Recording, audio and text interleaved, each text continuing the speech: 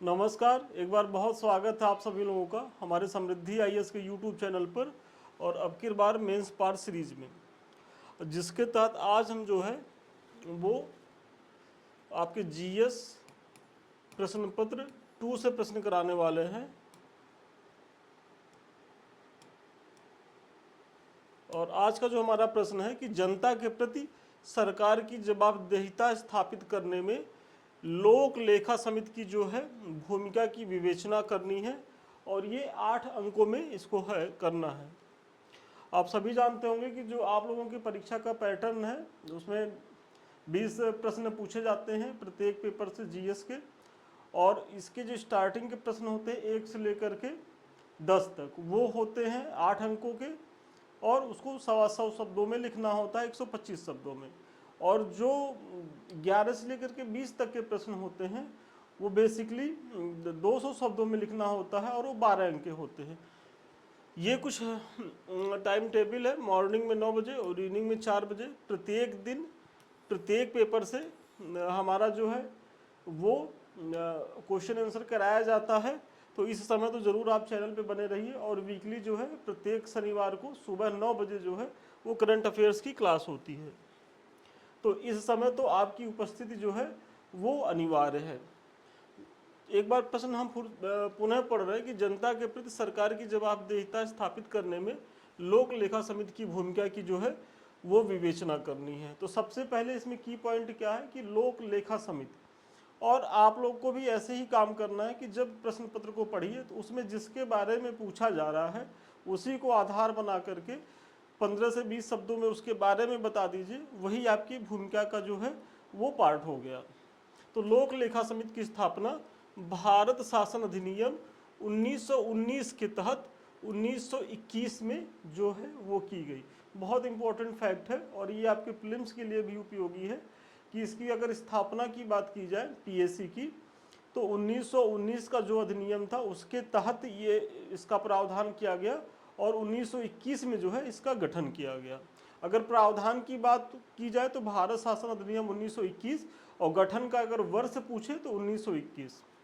वर्तमान में इसकी सदस्य संख्या जो है वो 22 है, जिसमें 15 लोकसभा से और 7 जो होते हैं वो राज्यसभा के सांसद सदस्य हैं। परंपरा के अनुसार इसका जो अध्यक्ष होता है वो विपक्षी दल से होता है। मतलब 1967 से, देखिए 1967 के पहले ऐसी कोई परंपरा नहीं थी, लेकिन 1967 के बाद से ये प्रयास किया गया कि इसका जो अध्यक्ष हो पीएससी का, लोक लेखा समिति का, वो विपक्षी पार्टी का जो है वो नेता हो। सदस्यों का कार्यकाल 1 वर्ष का होता है और इस समिति का जो प्रमुख कार्य होता है सीएजी की वार्षिक रिपोर्ट की जांच करना एवं सरकारी खर्चों पर एक निगरानी तंत्र के रूप में जो है कार्य करना। मतलब ये सीएजी की वार्षिक रिपोर्ट की जांच भी करता और सरकारी जो खर्चे हैं उन पर भी एक निगरानी समिति के तहत ये कार्य करता। तो ये इसके जो है प्रमुख कार्य हो गए। और देखिए आपको भी जो प्रीलिम्स में आपने जो फैक्ट पढ़ा है उसी का यहाँ आपको उपयोग दिख रहा है। और थोड़ा सा जब आप अपने आंसर राइटिंग में चीज़ों को रखिए तो ठीक है, मुख्य परीक्षा है, सही बात है, इतना फैक्ट की ज़रूरत नहीं होती। लेकिन अब आप एकदम से ही फैक्ट नहीं लिखेंगे तो वो भी गलत मैसेज जाएगा। तो आपको थोड़ा सा बैलेंस अप्रोच अपनाना होगा और जहाँ ज़रूरत रहे काम भर का फैक्ट भी आपको डालना होगा। यदि जनता के प्रति सरकार की जवाबदेहिता बढ़ाने हेतु लोक लेखा समिति की अगर भूमिका की बात करें, जो आपके प्रश्न का जो मूल पार्ट है, जो बॉडी है, उसके बारे में, तो सबसे पहला है कि केंद्र सरकार के विनियोग खातों एवं वित्त खातों की यह जांच करता है। मतलब विनियोग खाता और जो वित्त खाते हैं केंद्र सरकार के उसकी ये जांच करता है। फिर यह जांच करना कि आवंटित की गई राशि उसी सेवा या प्रयोजन में खर्च की गई है जिस हेतु उसका आवंटन किया गया था। बहुत महत्वपूर्ण है कि यह ये भी जांच करती है कि भाई जो भी राशि का आवंटन हुआ है वो आवंटित राशि उसी मद में खर्च की गई है कि नहीं जिसके लिए आवंटित की गई है। क्योंकि आप लोग जानते होंगे कि केंद्र सरकार के बहुत से जो है वो विभाग हैं, मंत्रालय हैं, और हर मंत्रालय का जो है एक अपना बजट होता है, वो अपनी डिमांड रखते हैं और उसके अनुसार जो है उनको वित्त का आवंटन किया जाता है। तो उसी सरकारी पैसे का जो है ये लेखा जोखा रखते हैं। फिर स्वायत्त एवं अर्ध स्वायत्त निकायों की भी ये जो है जांच करते हैं। कौन जांच करता है? तो पीएससी जांच करता है। राज्य निगमों, व्यापार उद्यमों और विनिर्माण परियोजनाओं के लेखाओं की भी जांच जो है इसके द्वारा की जाती है। तो ये बेसिकली जो है ये लोक लेखा समिति के महत्वपूर्ण काम है, आपको ऐसे ही बिंदुवार बता देना है। फिर अगर आगे देखा जाए तो उपयुक्त कार्यों को संचालित करने में लोक लेखा समिति को सीएजी का जो है वो सहयोग मिलता है, और इसीलिए सीएजी के बारे में कहा जाता है कि ये लोक लेखा समिति का जो है वो फ्रेंड भी होता है और मार्गदर्शक भी होता है। तो इसका ध्यान रखेंगे कि इसको सपोर्ट कौन करता है, तो सीएजी करता है। चलिए आगे बढ़ने से पहले लेकिन छोटी और महत्वपूर्ण सूचना, आप सभी जान रहे होंगे कि अभी जो समय है वो बेसिकली मुख्य परीक्षा को पढ़ने का समय है, और इसके तहत हमारे संस्थान के द्वारा 2 बैच चलाए जा रहे हैं। एक तो अब की बार मेंस पार बैच और दूसरा हमारा है शून्य से शिखर बैच। दोनों ही बैच का उद्देश्य यही है कि आप लोगों का जो है मेंस आंसर राइटिंग कराई जाए, और वो भी टॉपिक वाइज, मतलब प्रत्येक टॉपिक से यहाँ महत्वपूर्ण क्वेश्चन कराया जाए, पीवाईक्यू कराया जाए। इस सीरीज में बस एक ही अंतर है कि ये थोड़ा फास्ट है, क्योंकि इसका जो टारगेट है कि 15 जून तक आपके सारे प्रश्न पत्र पूरे हो जाएं और विथ टॉपिक वाइज, मतलब ऐसा नहीं है कि हम कहीं से रेंडमली उठा के कर दें, पूरे टॉपिक को कवर करते हुए जो महत्वपूर्ण पीवाईक्यू हैं और अति संभावित जो प्रश्न हैं वो करा दिए जाए। और इसके माध्यम से यहाँ जो है आपको करीब करीब 500 प्रश्न यहाँ मिलने वाले हैं इस सीरीज के माध्यम से। तो 15 जून तक आपकी ये पूरे बैच ख़त्म हो जाएंगे। और यदि आप लोग अगर हमारा जो बैच है, देखिए हमारे बैच में जो क्या है कि पेपर 5, पेपर 6 और पेपर 4 ये 3 चीज़ें ख़त्म हो चुकी हैं। जो हमारे बच्चे 1-1.5 महीना 2 महीना से जुड़े हुए हैं वो 3 पेपर अपना फिनिश कर चुके हैं, और वो अब फर्स्ट पेपर में जो है एंट्री कर गए हैं, मतलब वो अपनी जीएस की तैयारी का आधा हिस्सा वो तैयार कर चुके हैं। तो इसीलिए यदि आप लोग को भी जुड़ना हो तो अब लेट मत करिए, क्योंकि अभी भी अगर आप जुड़ेंगे और थोड़ा सा एफर्ट लगाएंगे तो यहाँ सारे पेपर जो है वो टॉपिक वाइज तैयार हो जाएंगे। तो इससे जुड़िए। और ये जो हमारा शून्य से शिखर बैच है, इसका उद्देश्य यही है कि ये चूँकि वर्ष भर चलता रहता है, और इसमें हम उन बच्चों को इनवाइट कर रहे हैं कि जो किसी कारण से इस बार प्रीलिम्स में रह गए, या जिनका उद्देश्य 2025 का पीसीएस एग्ज़ाम है, तो उनके लिए अभी बहुत अच्छा समय है कि वो अपने मुख्य परीक्षा को पढ़ें, क्योंकि बिना मुख्य परीक्षा को तैयार किए पीटी पास करने की जो एक उपलब्धि आप पाएंगे भी वो कोई मायने नहीं रखेगी, क्योंकि अगर आप मेंस फेल हो रहे हैं तो फिर आप वहीं आकर के खड़े हो गए जहां आप पहले की स्थिति में थे। तो इसीलिए मैं बार बार कहता हूं कि मेंस का रिकॉर्ड नहीं, सॉरी प्रीलिम्स का रिकॉर्ड नहीं बनाना है। एक बार इतना मेहनत से आप जो है मेंस को पढ़ लीजिए कि जब भी आप पीटी पास करिए तो फाइनल सिलेक्शन ले लीजिए। तो इस बैच का उद्देश्य यही है कि आपका जो है 15 अगस्त तक आपके प्रत्येक पेपर से जो महत्वपूर्ण क्वेश्चंस हैं वो हो जाए, पीवाईक्यू हो जाए।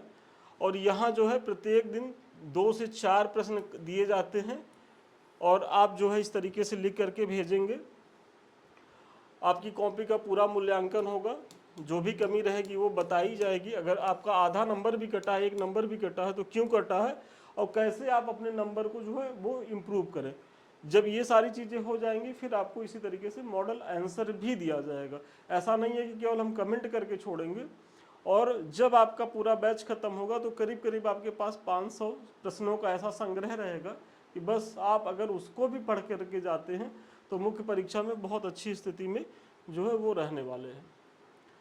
देखिए अगला जो है कि चूंकि उसमें पूछा गया ना कि लोक लेखा समिति के कार्य और उसकी सीमाएं, यदि 4 नंबर उसके कार्यों के लिए है तो 4 नंबर उसकी सीमाओं के लिए है, तो आपको इसकी सीमाओं को भी बताना है। तो सबसे पहली जो इसकी सीमा है कि यह व्यापक अर्थों में नीतिगत प्रश्नों से जो है वो अलग रहती है। मतलब जो पीएससी का जो काम है वो चूंकि फिनांस को लेकर के ही वो फोकस्ड होती है, तो अगर और अन्य नीतिगत जो कार्य हैं उनसे जो है ये थोड़ा सा इसकी दूरी रहती है। तो ये पहली इसकी सीमा है। यह लेखा का जो है शव परीक्षण मतलब पोस्टमार्टम करती है, जैसा कार्य करती है, क्योंकि खर्च तब तक किया जा चुका होता है।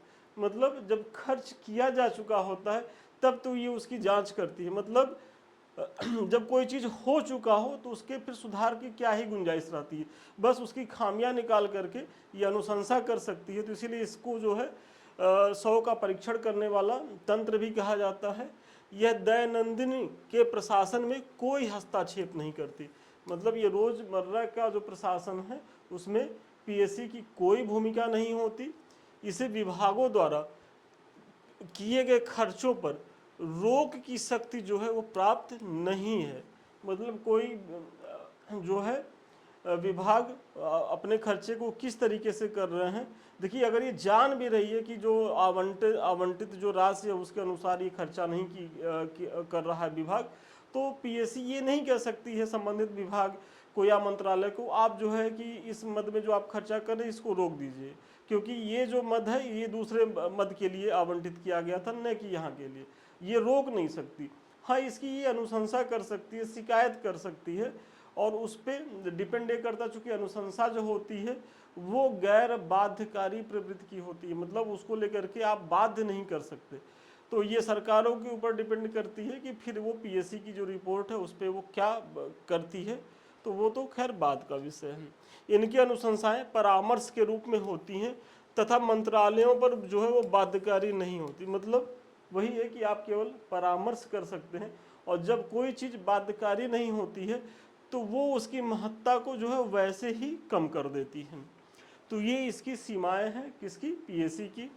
इस प्रकार कहा जा सकता है कि लोक लेखा समिति को जनता के प्रति अधिक जवाबदेह तथा प्रतिबद्ध बनाने हेतु तो इसकी शक्तियों में और वृद्धि करने की जरूरत है। तो इस प्रकार आप देख रहे होंगे कि चूंकि ये महत्वपूर्ण संसदीय समिति है और इसका जो नेचर है वो स्थायी प्रकृति का है। यदि आपने मेरा पिछला वीडियो देखा होगा तो मैंने उसमें संसदीय समितियां क्या होती हैं और उसके प्रकार कितने होते हैं, तो जो अस्थाई और अस्थाई दो में मैंने बांट के बताया था। और स्थाई में भी देखिए मैंने प्राक्कलन समिति के बारे में पीछे बताया, क्योंकि मुझे थोड़ा महत्वपूर्ण टॉपिक लग रहा है। और आज जो है देखिए पीएससी के बारे में मैंने इसमें यहाँ कराया है। तो यदि आप लोगों ने पीछे का वीडियो नहीं देखा होगा जो प्राक्कलन समिति को लेकर के, एस्टीमेट कमेटी को लेकर के है, तो आप लोग उसको भी देख लें। और आज का जो प्रश्न है पीएससी पे है, इसको तो आप लोग देख ही लीजिए। तो चूंकि 8 अंक का प्रश्न था तो इससे ज़्यादा बहुत लिखने का स्कोप नहीं था, और इतने में ही आपने पूरा जो उत्तर है उसको भूमिका निष्कर्ष सहित आपने बताया कि भाई किस तरीके से इसकी संरचना है, इसकी बॉडी में क्या है, इसके फिर कार्य क्या है, और फिर जो है आपने इसकी सीमाओं को बताया। अंतिम में ये देख लीजिए हमारे कुछ लिंक्स हैं। सबसे पहले तो ये समृद्धि आईएएस का जो है हमारा टेलीग्राम चैनल है, आप लोग इससे इसलिए भी जुड़े रहिए क्योंकि ये हमसे जुड़ने का 24 घंटा आपके लिए सबसे सुलभ माध्यम है।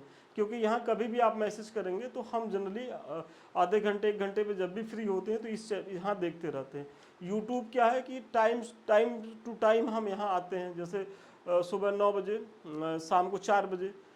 अभी हमारे टीम के द्वारा कुछ आरओ को लेकर के भी प्रोग्राम चल रहा है, तो हमारा ये प्रयास है कि हम आरओ के लिए भी आप लोगों के लिए कुछ कोर्स लेकर के आए। तो वो तो खैर बात की बात है, लेकिन आएगा 1 आध हफ्ते में, सब्र रखिए, 1 आध हफ्ते में आना तय है। और फिर ये हमारा जो है यूट्यूब चैनल है समृद्धि आईएएस का, जिससे अभी हम आप रूबरू हो रहे हैं, और ये आपके लिए बहुत फ्रूटफुल चैनल है, क्योंकि आप देख ही रहे होंगे कि संस्थान के द्वारा किस हद तक आपके लिए प्रयास किया जा रहा है। तो आप लोग इसका लाभ उठाइए, और इसी तरीके से लाभ आप जो है संदीप मिश्रा ऑफिशियल चैनल से भी जुड़ करके उठा सकते हैं, क्योंकि यहाँ भी बहुत सी महत्वपूर्ण चीज़ें आपकी तैयारी को लेकर के पड़ी हुई हैं। तो इसका भी आप लोग लाभ उठाएं। और यदि हमसे बात करना चाहते हो या हमारे किसी बैच से जुड़ना चाहते हो तो आप 7303307507 पे संपर्क करें। तो ठीक है, आज के लिए इतना ही। पुनः मिलते हैं नए वीडियो में नए क्लास के साथ। तब तक के लिए धन्यवाद, शुभकामनाएं आपको।